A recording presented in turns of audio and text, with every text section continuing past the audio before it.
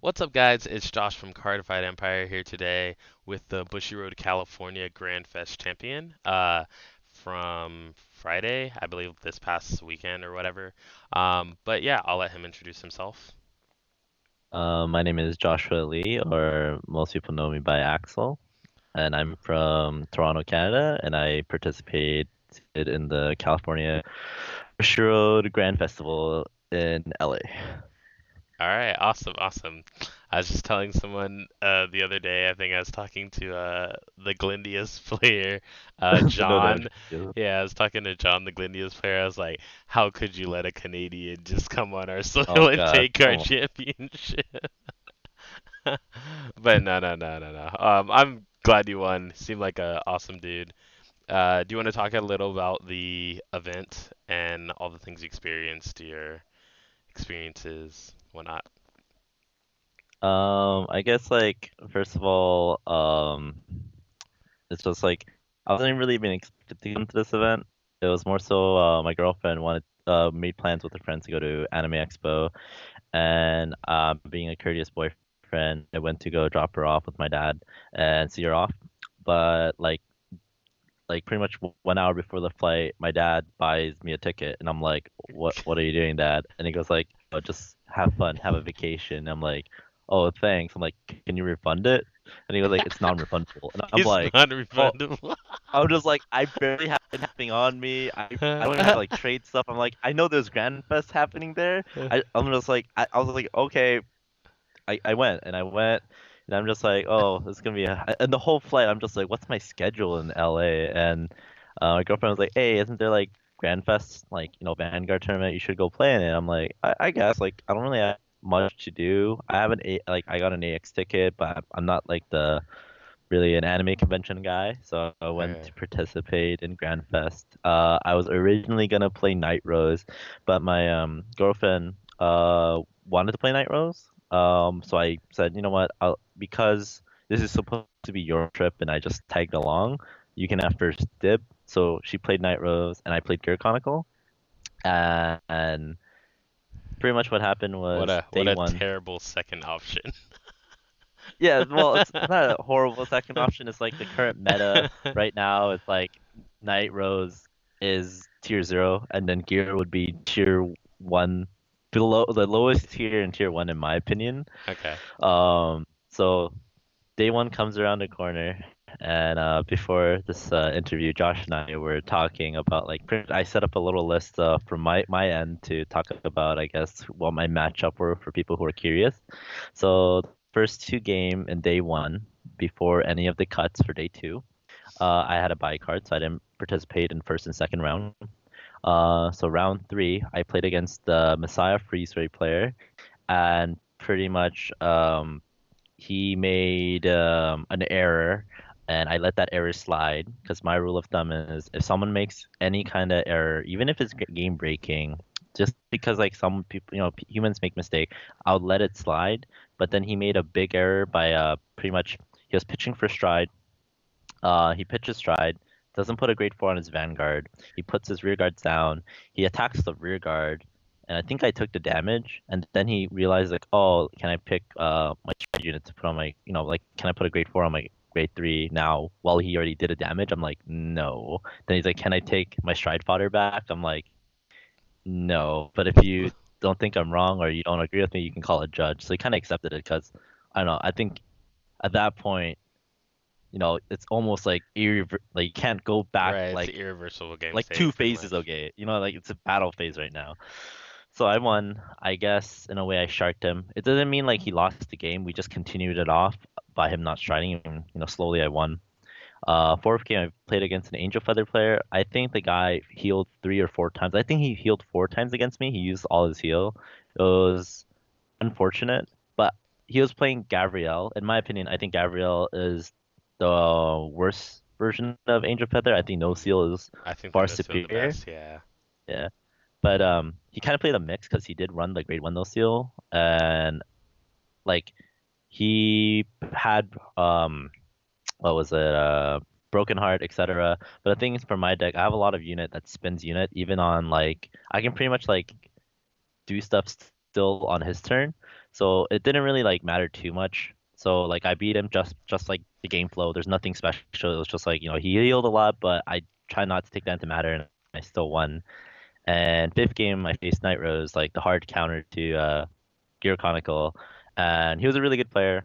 Unfortunately, he showed me his hand after the game.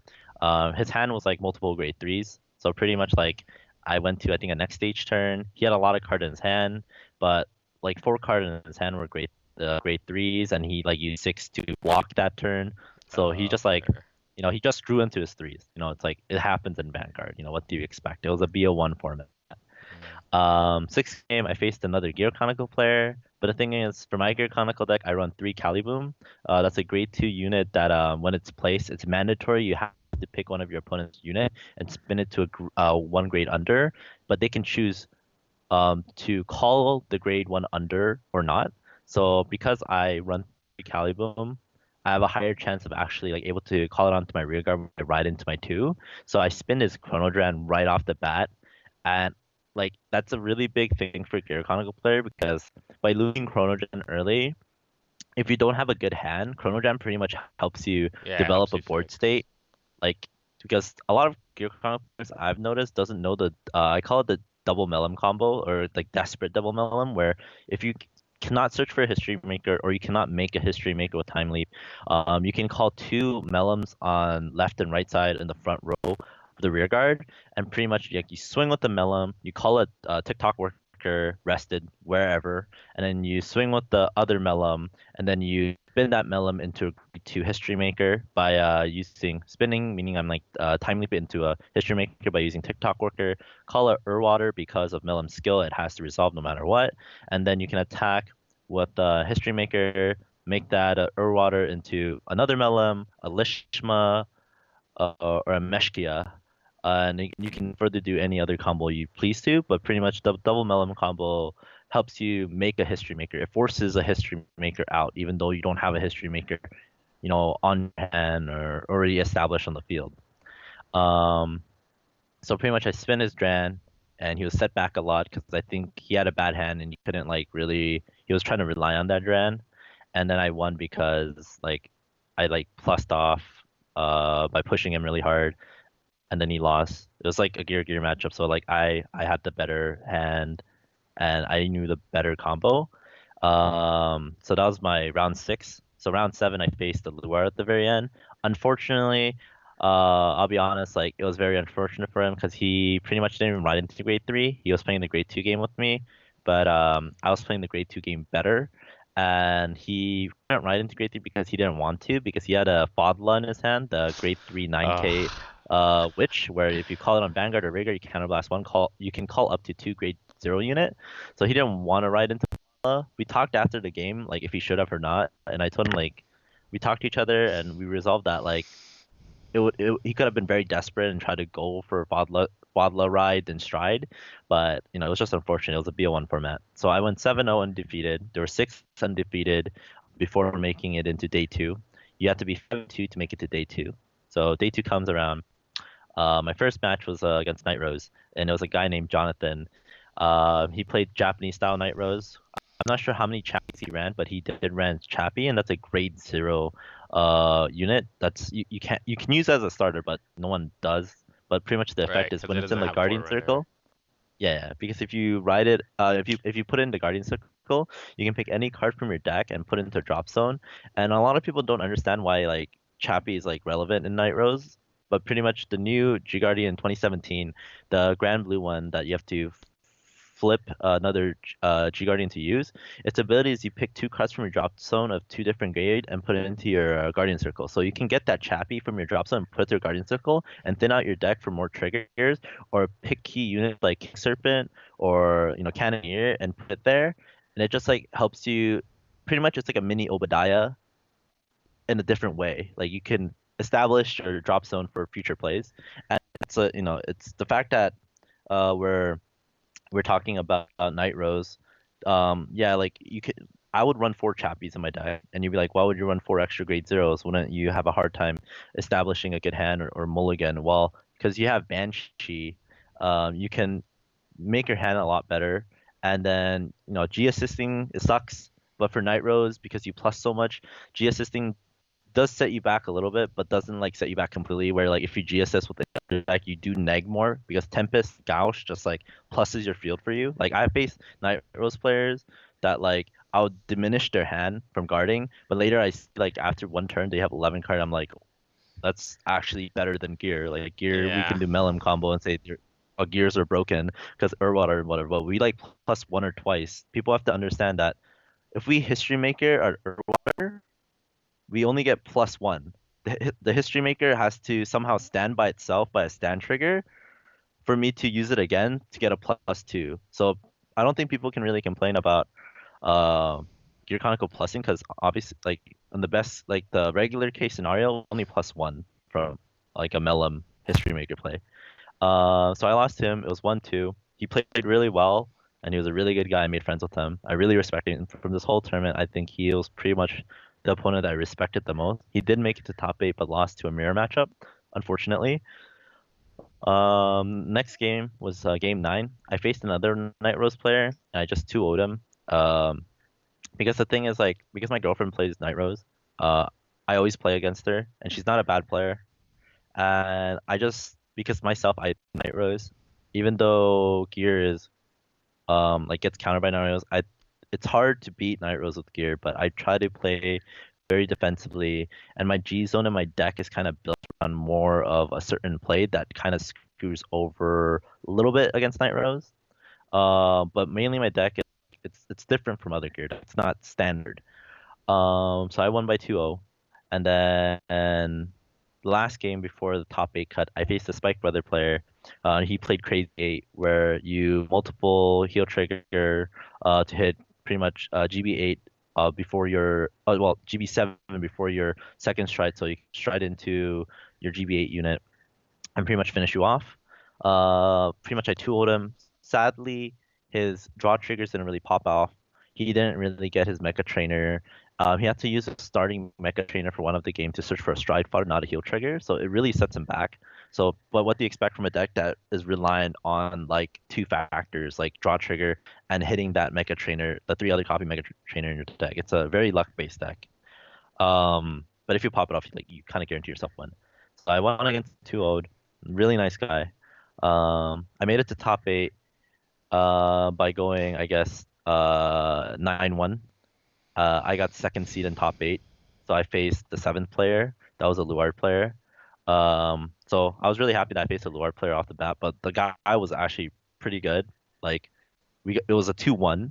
Like he won a game off me, but like the second and third game I played against them, I the the game I lost, I didn't draw into a single grade two, and my deck was all gone. Like half of my deck was gone. Like I was in pop. Like I didn't ride in grade two. I played the grade one game pretty much Mm. forcefully, and then last game against them, the game I miraculously won.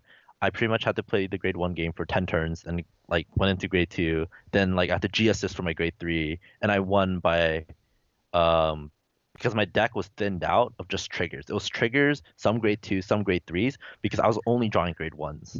Mm. And like the guy was just like, what the fuck? Because I told him like, what do you expect? Like like you see my field, you've been just killing my grade one. There's like 12 grade one in my drop zone. I'm on grade one. He's like I'm Ritual 12.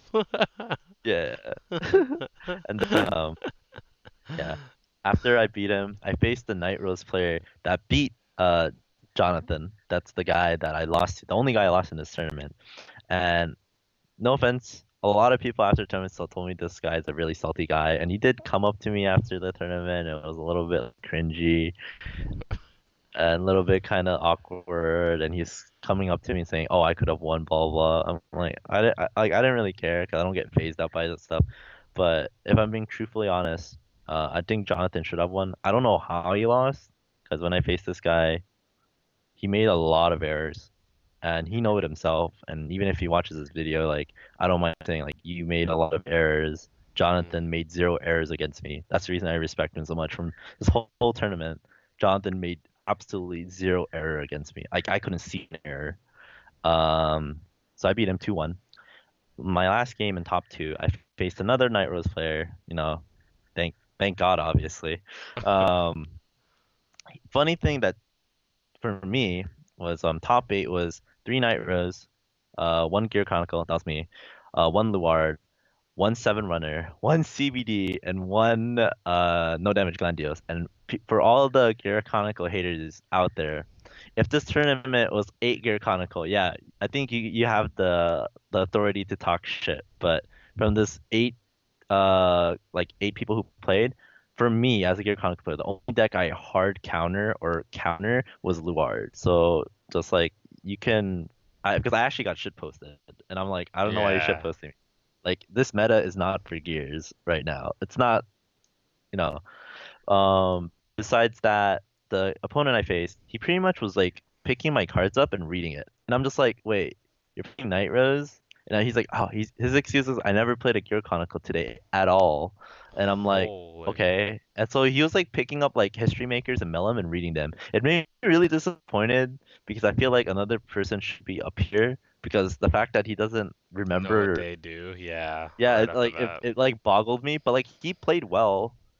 But like for I'm not sure if he was a good player or he played because like even the judges. So what happened was like specifically for that for my last match and my last match before that, I asked the judge to shuffle both of them so no one can cheat. Like he can't cheat, I can't cheat. I'm not saying he was cheating. I'm not saying I was cheating, but I pretty much asked the judge shuffle our decks every time. No one touches it unless we're like searching for cards for whatever effects. So because the last match, the first two games I didn't like. No, we didn't ask the I didn't ask the judge, but the last match before that I did. So first game we played, the guy popped off three heal triggers on me. I made like a small little comment, and he got like really triggered, and he was like agitated at me. But the comment I made was like, "Whoa, that's your like this is the same experience. Like, wow, that's your third trigger." Like I was like so surprised. It was not like, "Yo, that's your third trigger." Yeah. I was just like, I never seen like Night Rose players pop off so many triggers because you mill your You mill triggers or it them, goes into yeah. yourself. Yeah, yeah. Yeah. So he was, I guess, pissed off because he was so nervous that I guess every comment I said to him, even if they're like nice comment, he took it very negatively.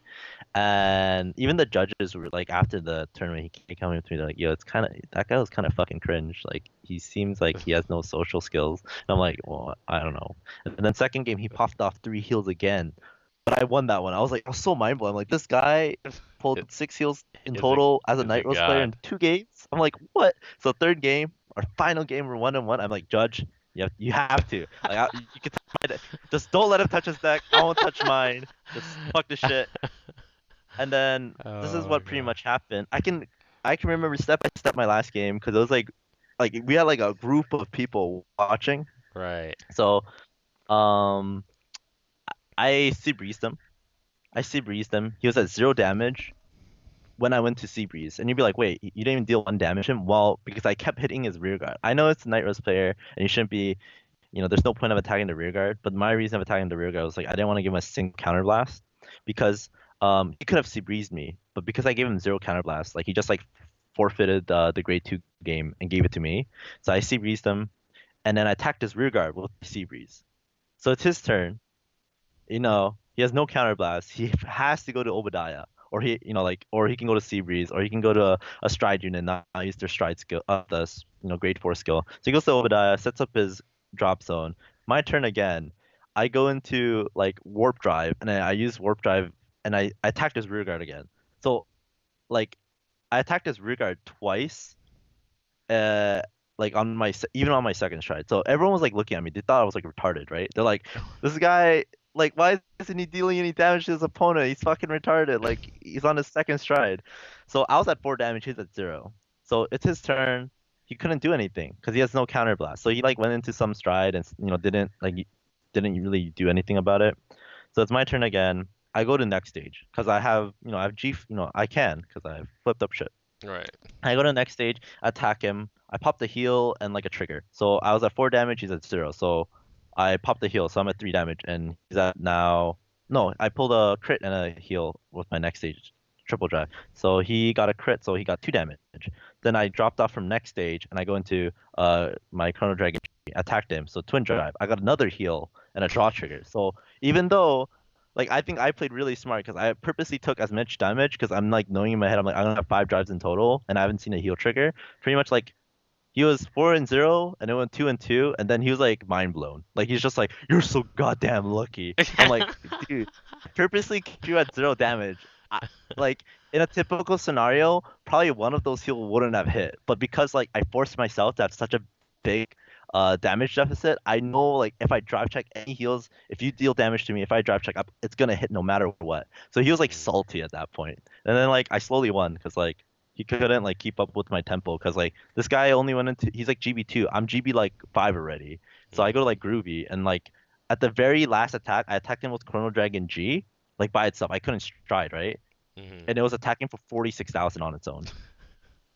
That means I have like I think like 14 flipped up G units or something, or 12 flipped up G units. Yeah. Then he's like, I can't do anything about it. I take it, and I'm like, yeah, you gotta take it. Like it's 46,000. You use all your like guards, like you can't do anything about it. And then like I won, and I didn't believe that I won, and that's pretty much my whole day. I went I guess 11, 12, 13. I went 12-1, and I won first place, and that's my whole like rundown of who I faced. Awesome. It sounds Yeah. like towards the end you had like the same sort of thing as me, except none of my opponents actually like our top two match in my Bushiroad World Qualifier was really cool. Like we were basically just laughing and trolling each other the entire time, and then at like I won one match, and then the second game he was just like, I realized that I can't win even if I keep going. He's like, so good luck in Japan. He like shook my hand. I was like, Wait, what did what? you play? You didn't tell me that. I You played play Gears? Luard. I played Oh, Luard. okay, okay. Yeah. Oh, I saw your Luard profile. I remember Yeah. now. You had the Tekken of the promo cards, like Yep. grade Yep. 1 6K. Yeah, Yeah. Yeah. I run that too. A lot of people don't. I don't know why. Yeah. It's pretty good. Yeah. Um, but it's like definitely like Gears in my opinion where you can run a lot of one ofs and get away with it, especially if they're grade Oh, ones. Like so you don't know my deck list. That's the reason I said like my gear deck is completely different from other gears because I only run one of. Every other one of in my Mhm. deck are like restricted, like it's rule binded one of. Right. Like so like so like people I made a lot of friends, and the friends I made was people from Nexus Corp, the YouTube channel, and Miles, one of the guy in Nexus Corp, he like I let him like play with my deck, and he was like really surprised of my deck list, because he's like, wow, I never like seen a deck list ever on a gear player. So like yeah, like like obviously like people who are watching, and you'll like I'll start explaining my deck list so you can clearly see the difference in my deck list against other gear players. Yeah. Yeah. You're good. Go ahead. Yeah. Okay, so like pretty much like a lot of people are still playing 10K vanilla and even in gear. I used to play 10K vanilla. I think I was like the first one in Toronto to play 10K vanilla. But later I thought about it. I'm like 10K vanilla does you so much, but it does also you so little. And I feel like Caliboom is like more superior, especially in this meta. I can go further in detail, but I won't because like it's kind of secret. Like I need to keep my strats to myself to an extent. So my starter is Chronogen. Um, it's Chronogen self-explanatory. It's the starter. Pretty much his effect is when this unit is time leap and it's in the bind zone, you can put it into your soul and then call a Chrono Dragon to a rear guard. At the end of that turn, that unit goes to your hand. Pretty much, it allows you to have a stride fodder potentially or a 11K attacker. Second card is this is not a starter, but he's in my deck. It's TikTok Worker. It's pretty much a unit that when a rear guard attacks, you can put this unit into soul and time leap that rear guard. It's the card that's restricted to one because it's really good. I run three Melons. Um, three Melon because like you can run four for consistency, but I ran three because I know how to play the deck well that I won't be in the issue where I ran out of Melon. Um, So typical. Melimus effect is when it's attacking a vanguard. Mandatory wise, it has well you can it's not mandatory. You may give it 4K, but if you do, you already paid the cost of it. And pretty much end of battle, it'll be an 11K attacker when it's attacking vanguard. And end of battle, you can return this card to your deck and call it Great Zero Rep. And then I run four of the unflipping PG for Gear Chronicle. Pretty much if one copy is in your drop zone, you use one, you can unflip a counterblast. I run four stride fodder. Um, that searches pretty much for a Chrono Jet. I run two Tick Away Dragon. A lot of gear players don't know that Tick Away is broken. But also, a lot of people don't know is that when you time leap a unit with takeaway, the effect is that you put a unit from your drop zone to the bottom of your deck. You may. But also, if a unit comes back from time leap, pretty much your end phase, that's still considered time leap. It's the resolve of a time leap. So pretty much you can be like, I time leap one unit this turn. I use tick away, put a card to bottom. End phase, I untime leap. Then you can be like, I use tick away again because the unit's being untime leap and put another card to bottom. So in one turn, if you time leap three unit, then you're going to most likely untime leap three times. You can use a tick away skill six times in one turn. So like one game, I was facing against an opponent. I had two tick away dragons. I pretty much put 10 triggers back to the bottom of my deck. And then like I go into my next stage turn in the future because I shuffle my deck because of Melum. I pulled like five crits. No, not five crits. Five triggers in my five dives from next stage slash like the after next stage gets removed, it becomes Chrono Dragon. I run two Lishma. Usually gear players run one. Pretty much she has two abilities. People don't know because a lot of people in Vanguard don't read. First skill is the time leap You're not ability. wrong. Yeah, first skill is a time leap ability, but it's not restricted. It's not G restricted. So pretty much you can use it before even you hit grade three. It's pretty much when this unit boosts as a vanguard, you can discard a card from your hand. Soul Blast one and time leap it to a two. So technically, you can like ride your grade one, put Lishma behind, swing, and call it grade two to a rear guard when your vanguard's still grade one. It's like what? That's pretty good. And the other ability is G restricted. When this unit comes back from the time zone at the bind zone, you can counterblast one and draw a card. That's very situational. Like you don't have to do it, but you do neg one if you don't do it because you pitch a card to use your first skill to put in the bind zone. This is the one of grade ones I run, and that's Meshkia. Pretty much, when she's time leapt to the field, you can rest her, give a unit 4K, and draw a card. The thing is, if you're attacking with History Maker, so he's a 9K. If he's not boosted, and you attack with History Maker, and you had a grade 0 on the field, you can time leap a grade 0 and put Meshkia down, put like anywhere, and then rest her. While your History Maker is attacking for 9K, you can technically make him into a 13K attacker by Meshkia. So like while in battle, if you use time leap something, call a Meshkia, you can make your 9K history that's supposedly not gonna hit 11K banger your opponent and hit it. Yeah. And then I run four History Maker because like it's very self-explanatory. He pretty much makes a lot of combos in the deck. His effect is when he's attacking the Vanguard, you can counterblast one and time leap any unit. Besides itself, I think. Yeah, besides itself, one other unit.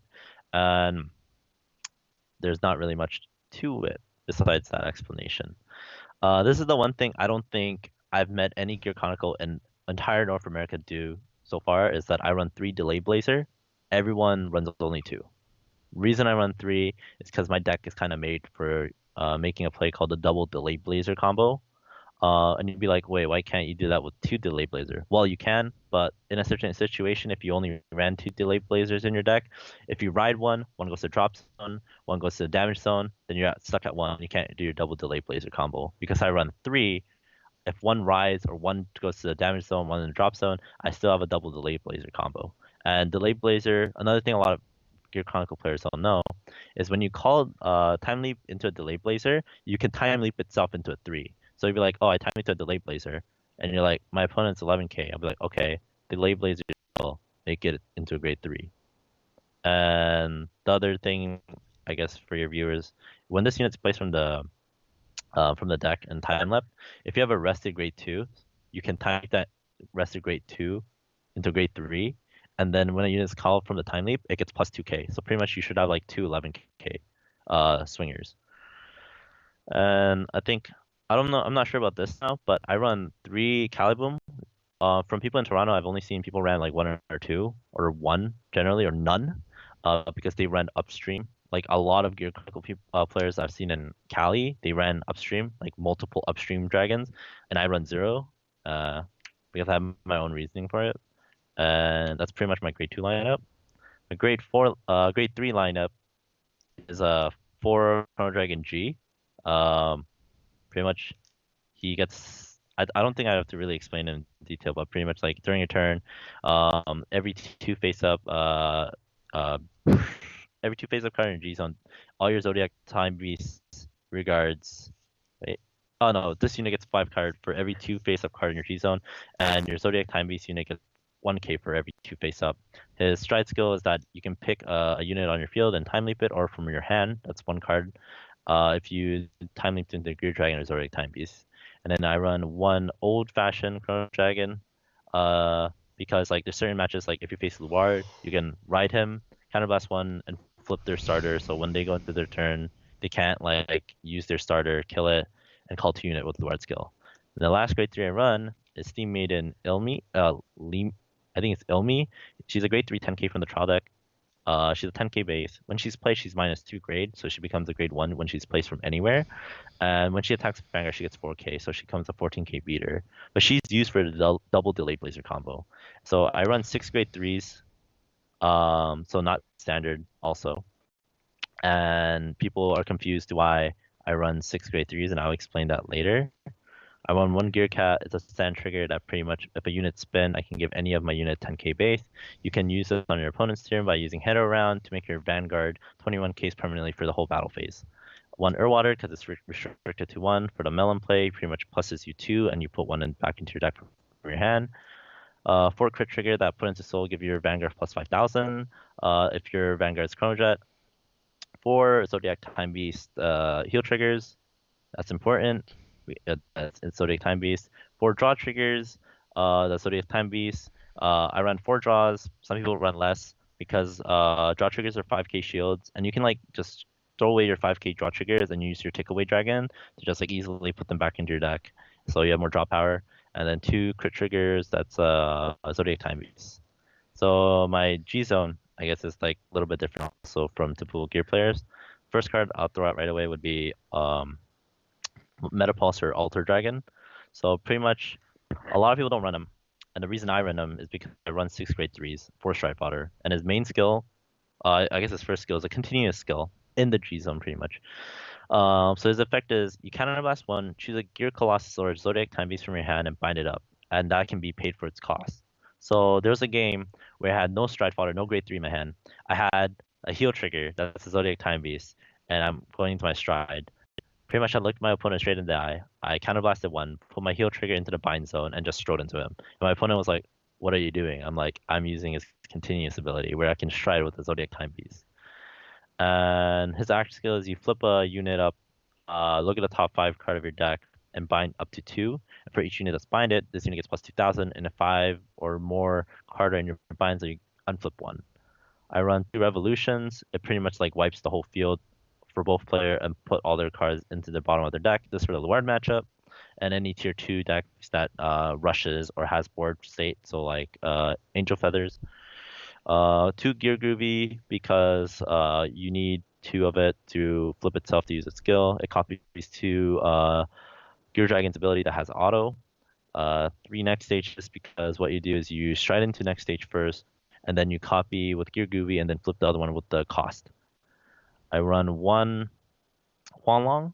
That's pretty much Gear Dragon. You usually combo this with your Gear Groovy, or you can stride into it if you have to. But pretty much at the end of the battle phase, you can counterblast 1, pick a grade 1 or greater unit from your bind zone, put it in your hand, or call it. I run 4 Guardian. 1 is Retroactive Time Maiden Aluru. Pretty much you pick 2 cards from your drop zone. That's a trigger, and a normal unit put in the bottom of your deck. It's 5k bonus shield. Your Fauna pretty much picks a unit that's grade 1 or greater on your rear guard. You put it back into your deck, call it grade 0, and it's a plus 10k extra shield. And 2 Head Around, you Soul Blast 1, spin any card on the opponent's field, regardless if it's attacking or not. Make them put it into their deck, shuffle their deck, and the top card they call anywhere they want. 1 Sea Breeze, you counterblast 2, pitch any card from your an axe skill. So the moment you go into, you can actually do like you can place rear guard. You can call cards from your hand down first, then go into Sea Breeze. That's what people don't understand. Like you don't have to go Sea Breeze and call units because it's an axe. So you can do it in your main phase. So yeah. So like Luard players, for this is a tip for Luard players. Pretty much, say you had nothing on your board because you're a Luard player and you want to use Luard skill, you can call a unit from your hand. Then you can Sea Breeze and then you counterblast 1, and the unit that you just placed down, you can call 2 units. So as a Luard player, Yeah, I a lot of face. people didn't know that you could do that, and I did that against someone at Jacksonville. They were like, "What? You can't do that?" And I was like, "Yes, I can." Yeah, it's like and It's especially funny yep. when you do it with an abyssal drag or abyssal owl, and then you countercharge because of it, and then they're like, "What? Yeah, it's What? like What? You plus. can't do that." I'm just like, "Yeah, yeah, I can." I guess the last two cards in my G zone would be Warp Drive. Warp Drive is a little bit weird in its wording, but pretty much best way I can explain it is you pay the cost, you flip itself, you time leap one of a unit, and then you can spin a unit of the same grade as how many of this face up under G zone under. So because I've only run two, if I stride into it, flip it, I can pick a grade one or grade zero and make them put it into the bottom of the deck. I don't run Metallica Phoenix for many reasons, but to make it short and simple is because I don't like it. And I run my deck in a way that I have six grade threes. I run this.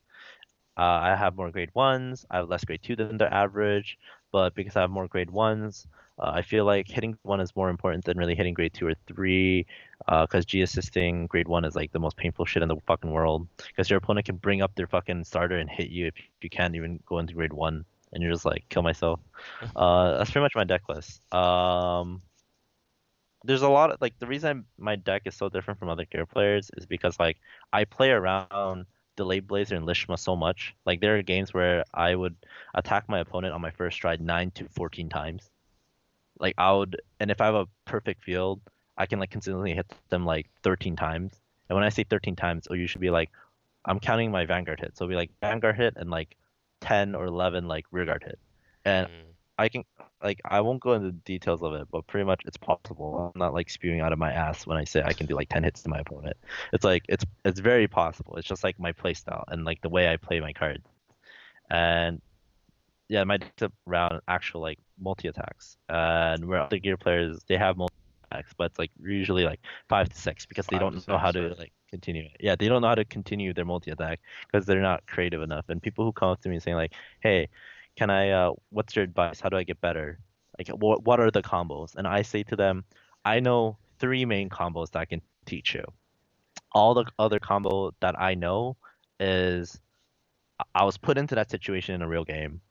And I made the combo on the spot because of just like knowing my cards and actually reading all my cards and like remembering the text and that I'm like this text and this text. It's like 1 plus 1 equals 5. Oh shit! Now I know how 1 plus 1 equals 5, but only specifically in like this situation. But like wait, 1 plus 1 doesn't equal 5, but like, because like added more like random like that like more random shit in it. It's like it's Yeah. not like a simple equation. It's It's like really like if I was to make, I guess, a metaphor, if you if I pushed you off of a building and then you like survived somehow, like yeah, I don't know, you slid along the skyscraper and then like grabbed a pole or something and then like made your way to the ground from there, and someone's like, "Oh, how'd you survive that skyscraper?" It's like, "Well, I didn't know until I was falling." yeah, And I yeah, have the yeah. That's adrenaline. yeah, that's a good metaphor. It's like you have to be put into that situation, and then pretty much your instinct or like your game knowledge will kick in and be like, "Hey, buddy, you can do two things right now. You can do the thing that you can do this play that you always do, but hey, you can do this play that you never did before, but it can be so much better." And you're just like, "Yeah, I'm gonna do the second option because it's like I think I can pull it off because I'm confident because I can theoretically do it in my head. I probably can do it, and I just do it." But yeah, like I think Gears from all the decks I played in Vanguard, um, I think Gears is like really fun because it's not you have so much option. And Mhm. then I think the current new Night Rose, I think I can safely say it's like Gears now. You have so many creative options. Like I played the first time I ever built a new Night Rose deck, I was like, what's the extent I can do? And I did like this weird play, and I'm just like, shit, I just did 9 attacks. This is fucking Gear Chronicles. This is like Gear Chronicle on steroids because like you You don't actually get attack for real punished. numbers, yeah. Yeah, you attack for real numbers. You don't get punished as much because like, oh, they killed your board. Boo hoo! Like, here's my drop zone. Here's That's my my deck. turn. It's like, okay, like I guess that's yeah, and that's pretty much my deck list. I don't know. I don't really have much more to say unless you can ask me questions, I guess. Did you have any shout outs that you want to give? I guess shout out to my girlfriend because like this like Bushiroad tournaments. I love Bushiroad. They made Vanguard. You know what do you expect? One thing I hate about is that it's not the staff's fault. It's definitely not the staff's fault. It's definitely not like Bushiroad's fault. But every time I attend a Bushiroad tournament, they expect us to be 2 hours early. They expect us to be on time. They expect us to be here, there, this time. But then it's like I come as early as possible as you want me to be, but you make me wait like 30 minutes after my game ends or like an hour because, like, you just like it's not the schedule is just warped. Day Hmm. one, I come there at 10 o'clock, and day one ended at 10 p.m. Day two, I came there at 8 a.m. Game didn't even because they told us to come at pretty much like come at 9, but Yeah, I they came they told early. us come at 9. Yeah. Yeah, but like the game started at like 11:30 a.m. I'm like, I'm like, fuck my life. And then and pretty much like day two ended up pretty much I did the math. I pretty much for day one and day two I had to stay at the event for 24 exactly hours. Like I stayed at Bushiroad's goddamn event for 24 hours. I'm just like, tw one day of my life is gone of me sitting my ass down and getting like ass cancer. I'm like, what the fuck? But like regardless of that, that's like my only complaint. Like I guess be be honest with your schedule. If you think your guys are running late, just be like, oh, you guys have to be here at 11 a.m. sharp. If you miss it, you get DQ'd. But it's your option. It's your option to come on, like, to come earlier. Like you should say Right. that. Like. So that's my only complaint. But besides that, event was great. Yeah, shout out to my girlfriend because I had to sit my ass down and I wasn't able to move away from my chair because of the judge. She got me food and she got me drinks, so like she kept me alive. And then shout out to Nexus Corp. They're really chill guys. We ate ramen together. It was really cool. Shout out to Jonathan. We barely met, but I respect you, man. You're a good player. Y- And to Yeah, all my Jonathan opponents I faced. Sebastian from Yeah, Georgia. I yeah. will I will personally give a shout out to your dad for My buy, dad? for buying you a Yeah. plane. I don't know Like if the you moment I told that came back, story. no, I came back. I told my dad everything, and then he pretty much took my trophy, and I'm gonna buy you a trophy case. I'm like, oh shit, thanks, dad. Like he's really proud. Like he didn't even expect me to even go to Grand Fest. Like I just sent him a picture. I'm like, hey, I want a trophy. Like where did you get that from? Like did you steal it? I'm like, Did no. you I'm steal like, it? I won it. Like from where? I'm like a card game tournament. He's like, oh, nice job, son. Nice job. I'm like, thanks, dad. Oh And my God. I guess my last shout out would be like shout out to my Toronto Vanguard player people at my local because this may sound cheesy like if I didn't have three close locals near me and those people playing there like I probably wouldn't have so much practice time and to remember all this stuff and thanks to my friends in Toronto top six people who are actually really good Vanguard players and they like pretty much they taught me in a way by playing really good against me, like or like being really good players themselves, I guess. Like I don't know. I thought I was always like above average, but I never thought I was like a top player. And then when I experienced my regionals after I came back from hiatus from Vanguard and a few months ago, top eight in Toronto, and I placed like fifth or something. I've noticed that like, hey, I'm actually pretty decent, and it's because I actually put a lot of effort and time. And now next month there's a top eight again in Toronto. So I'm gonna go back to Toronto regionals next month and try to claim the title of Toronto champion while having the Cali champion. And for all those California people who came up and like kind of asked like that asked for autographs and asked for like pictures and like just talking to me like I will come back to Cali next year and try to reclaim the title even though I'm a Canadian. Like Canadian. I don't know, like a lot of people came up and they're like, "Yo," they were supporting me. I thought people like hated me because I'm just like, "Who's this random fucker that came from Canada taking our champion title away from us Californians?" And I'm just like, "Dude, I'm sorry." I was like, "It's not even my fault. I'm not supposed to be here. I didn't want to be here." And I'll come back and reclaim the title for people who supported me. Thank you, and thank you to you, Josh, for giving me this interview. Oh, no problem at all. I enjoyed it very thoroughly. But The 2 hour pre setup for the interview. yeah. Yep. Exactly. My Like, computer settings are wacky. But yeah. All right. With that being said, that has been the interview, guys. Thank you guys for joining us for the interview today. Like, comment, subscribe if you liked it. Comment down below. Let us know what you thought. Check out the description for all the crazy new things going on the channel. And this has been Josh and Josh. And we're signing out, guys. Have a great night. Bye.